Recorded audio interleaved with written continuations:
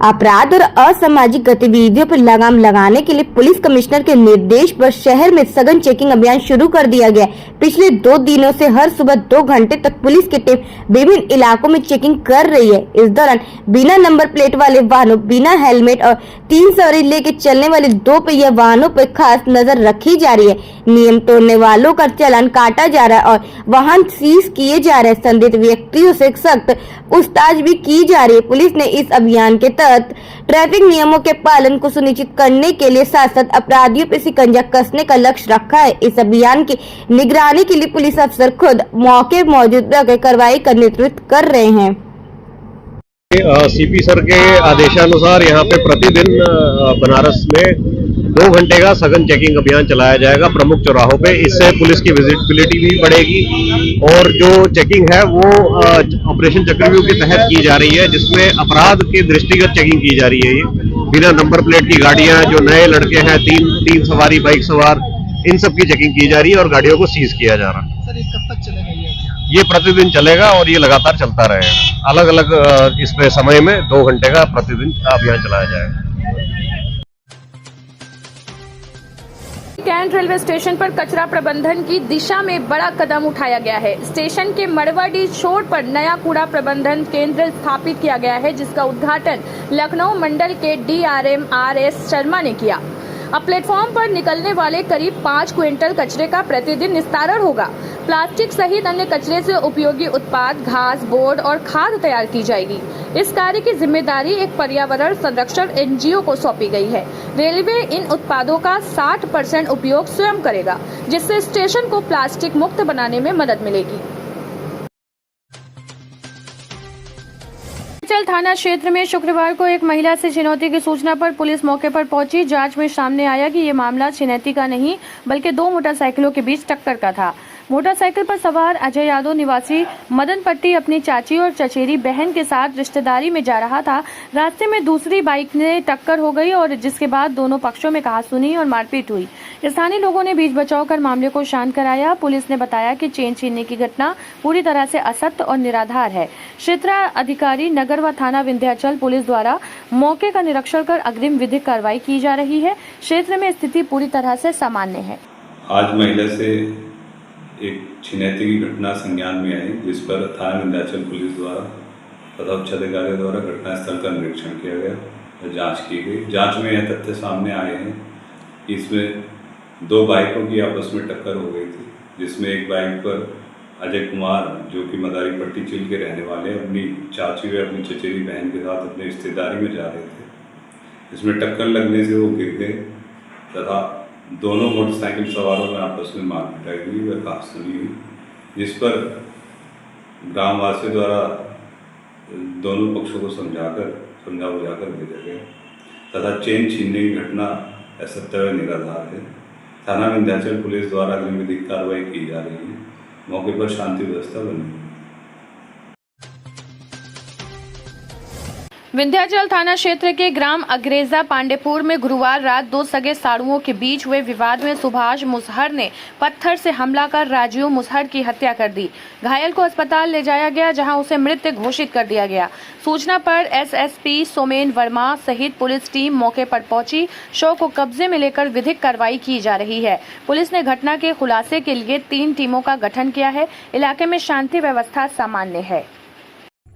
आज दिनांक 2 मई कुछ समय करीब 8 बजे रात्रि में थाना विंध्याचल के गांव अग्रजा पांडेपुर पहाड़ी से सूचना प्राप्त हुई कि 2 सगे साड़ू आपस में लड़ाई झगड़ा कर दिए हैं, जिसमें से एक सगे साड़ू ने पत्थर उठा के दूसरे के सर पे मारा है। इस सूचना पर तत्काल थाना अध्यक्ष गांव पे आए और मजरूब को थाना क्षेत्र में अस्पताल में भर्ती कराया गया, जहां पे उसे मृतक घोषित कर दिया गया है। परिवारजन से तहरीर प्राप्त की जा रही है। 3 टीमें इसमें बना दी गई हैं। यथाशीघ्र अभियुक्त की गिरफ्तारी की जाएगी और इसमें अग्रिम विधिक कार्रवाई की जाएगी। ऑपरेशन चक्रव्यूह के तहत एसीपी दशाश्मेध डॉक्टर अतुल अंजान त्रिपाठी के नेतृत्व में दशाश्मेध थाना प्रभारी विजय कुमार शुक्ला और समस्त चौकी इंचार्जों ने अपने हमराहियों के साथ पांडे हवेली क्षेत्र में जबरदस्त चेकिंग अभियान चलाया। अभियान के दौरान संदिग्ध व्यक्तियों, वाहनों और गतिविधियों के गहन जांच की गई। पुलिस की इस कार्रवाई में इलाके में हड़कंप की स्थिति रही। वहीं आम जनता ने सुरक्षा को लेकर राहत भी जताई। अधिकारियों ने बताया कि ये चेकिंग अभियान अपराध नियंत्रण और कानून व्यवस्था बनाए रखने के उद्देश्य से चलाया गया है। सुसवाही स्थित नवनीता कुंवर पब्लिक स्कूल के केशवहाल सभागार में नर्सरी से यूकेजी तक के बच्चों के साथ रेड डे 2025 धूमधाम से मनाया गया।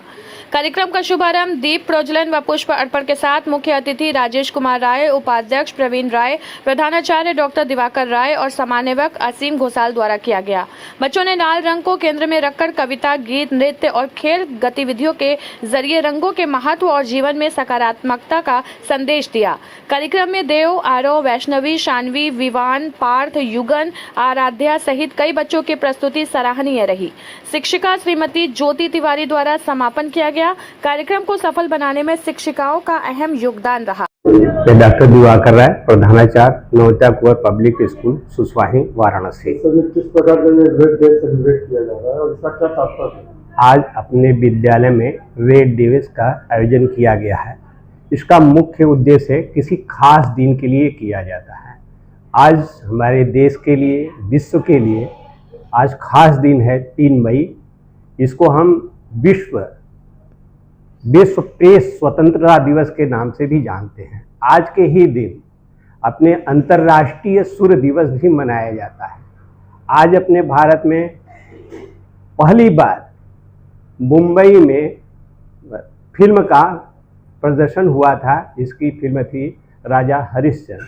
इसलिए बच्चों का एक खास जो रेड अक्षर होते हैं, दिन होते हैं, उसके लिए एक आयोजन किया गया है, जिसमें छोटे छोटे बच्चों ने कुछ वेजिटेबल्स के माध्यम से किस रंग को भी आइडेंटिफाइड किया गया है। क्या कैसे बच्चों की तरफ से प्रोग्राम हुए? बच्चों के तरफ से एजुकेशनल प्रोग्राम रहे हैं, जो उनको पहचान के लिए किस प्रकार से हम रेड कलर को पहचान सकते हैं। कुछ फ्रूट्स के माध्यम से, कुछ टॉयज के माध्यम से, कुछ खेलों के माध्यम से ऐसे बच्चों ने आज अपना कल्चरल प्रोग्राम दिया है। मिर्जामुरा थाना क्षेत्र के ग्राम बेनीपुर में 25 अप्रैल को हुए फया राजभर हत्याकांड में ग्राम कुंडरिया के प्रधान विवेक सिंह मोहित को फर्जी तरीके से फंसाने के आरोप में विरोध तेज हो गया है। छात्र नेता समीर सिंह विशाल के नेतृत्व में सैकड़ों लोगों ने जिला न्यायालय पर धरना प्रदर्शन कर दोषियों पर कार्रवाई और ग्राम प्रधान की रिहाई की मांग की। प्रदर्शनकारियों का कहना है कि प्रधान के खिलाफ कोई साक्ष्य नहीं है, जबकि घटना के समय की उनकी लोकेशन के सीसीटीवी फुटेज भी मौजूद है। मुख्य आरोपी रहीस खान ने भी मीडिया के सामने पुलिस द्वारा जबरन नाम लेने का दबाव बनाए जाने का आरोप लगाया है।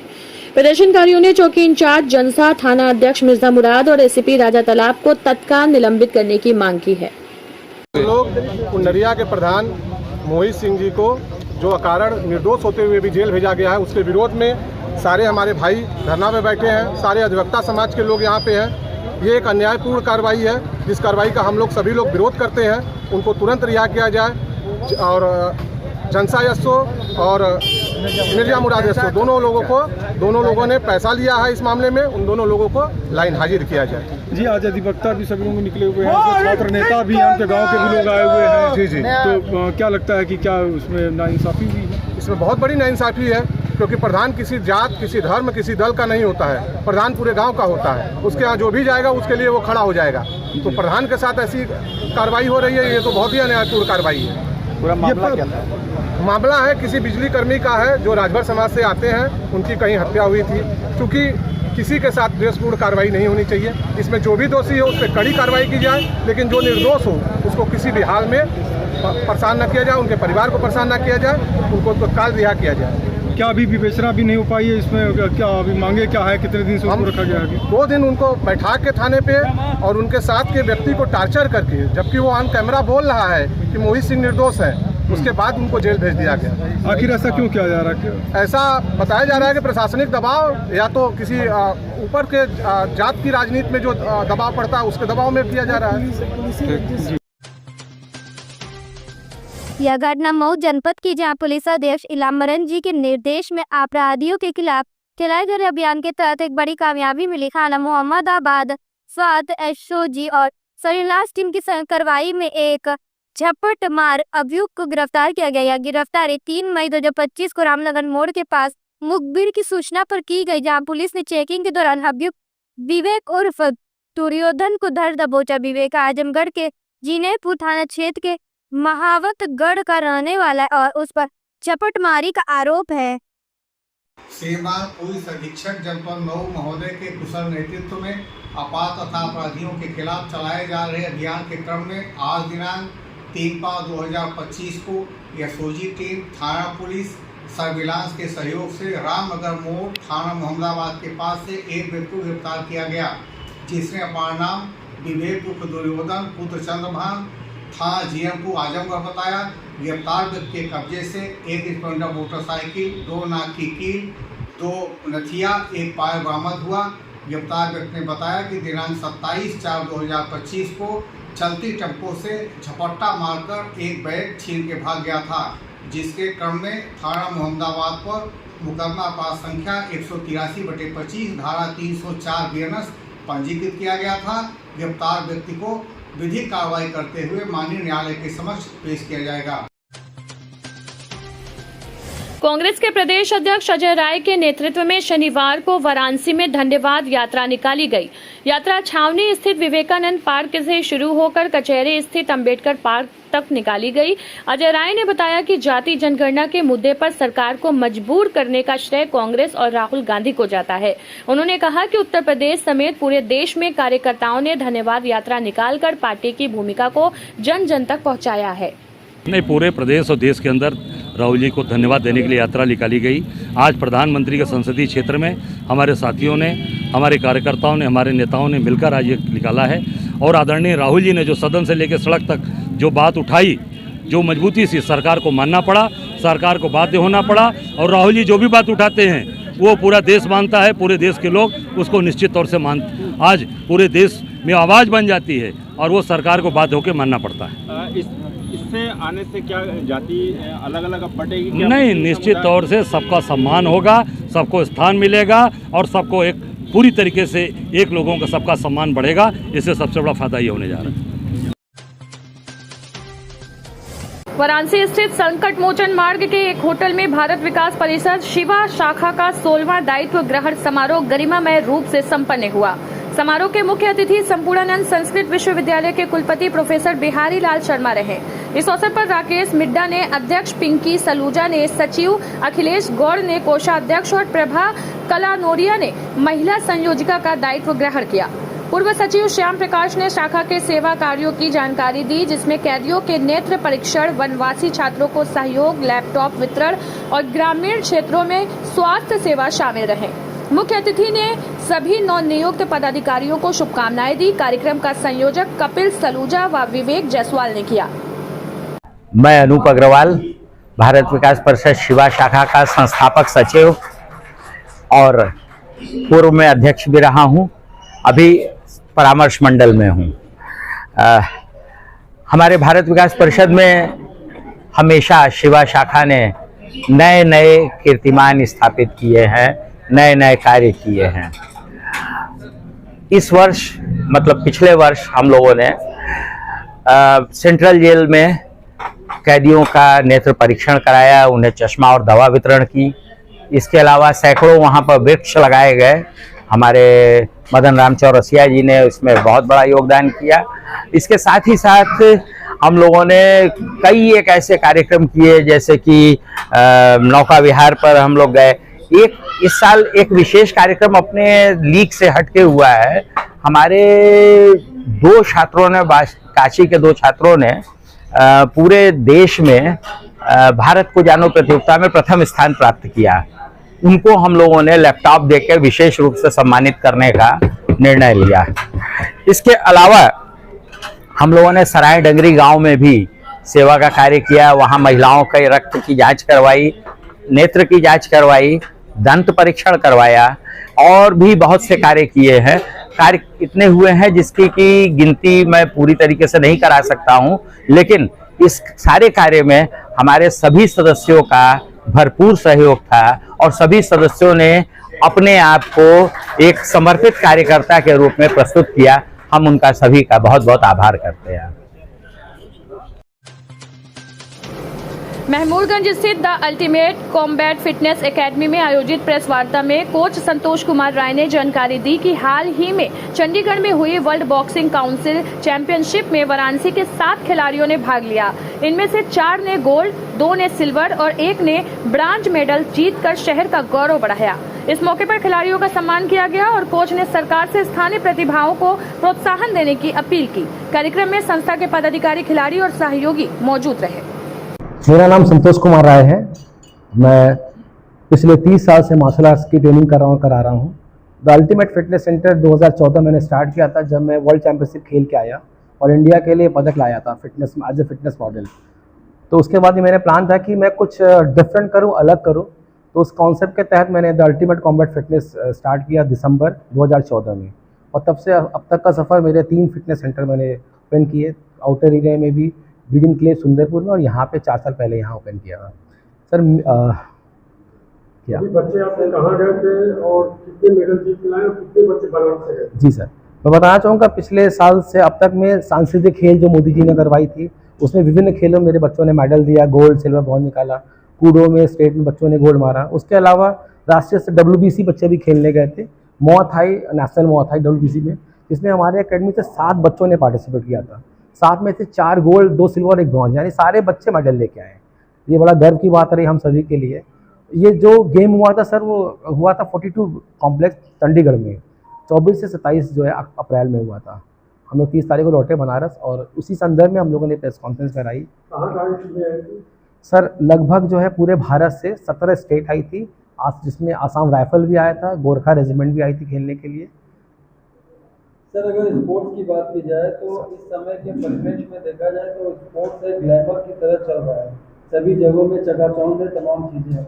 फिटनेस की बात चल रही थी, तो अभी इसमें आप स्टेरॉइड और सप्लीमेंट्स वगैरह की बात कर रहे हैं। सर इस समय जो तमाम ये सब जो युवा हैं वो सप्लीमेंट्स और स्टेरॉइड के चलते अपने शरीर को पूरा बिगाड़ लेते हैं, क्या चाहेंगे सर? सबसे बड़ी चीज़ है सर, देखिए बॉडी अगर हम वर्कआउट स्टार्ट करते हैं तो सबसे पहले हम नेचुरल होना चाहिए, हमारी बॉडी नीट एंड क्लीन होनी चाहिए। उसके बाद सप्लीमेंट भी इम्पॉर्टेंट है, बट आप सही सप्लीमेंट का यूज़ करें। जैसे एक छोटा बच्चा होता है तो उसको पहले दूध पिलाया जाता है, फिर धीरे धीरे खाने पे फल फूल पिलाया जाता है। हम अगर बहुत हैवी वर्कआउट कर रहे हैं, प्रोफेशनल प्लेयर हैं, तो डेफिनेटली मुझे सप्लीमेंट की जरूरत पड़ेगी, क्योंकि हमारे खाने में उतना प्रोटीन और बाकी चीज़ें, न्यूट्रिशन हमें नहीं मिल पाएगी। बट ये ध्यान देना है कि स्टेरॉइड से बचना है, हमें गलत मेडिसिन नहीं लेनी है ना, ग्रोथ हार्मोन्स नहीं लगाने, इस तरह की चीज़ों से बचना है, क्योंकि भगवान नेचर ने हमें बहुत कुछ दे रखा है जिसके तहत हम अपने आप को फिट रख सकते हैं और स्ट्रांग बना सकते हैं। तो उसके लिए हमें नहीं लगता कि कहीं स्टेरॉइड की ज़रूरत है। लोग वेट लॉस के लिए फैट बर्नर, फास्ट रिजल्ट चाहते हैं ना सर, तो चाहते हैं कि हम फैट बर्नर खा लें या कुछ और प्री वर्कआउट, पोस्ट वर्कआउट लें, उसकी कोई ज़रूरत नहीं है। इतने सारे हमारे घर में चीज़ें उपलब्ध है ना, जिससे हम वेट लॉस में सहयोग ले सकते हैं। एक सबसे इम्पॉर्टेंट चीज़ है, आप मेंटली पहले पॉजिटिव होइए, अच्छी वर्कआउट करिए, अच्छी डाइट लीजिए और रेस्ट करिए। इन कॉम्बिनेशन के साथ ही अपना वेट लॉस बहुत आराम से कर सकते हैं। जैसे मैंने सर एक शब्द हम लोग सुनते हैं, गुदड़ी के लाल, और जहाँ तक मैं आपको देख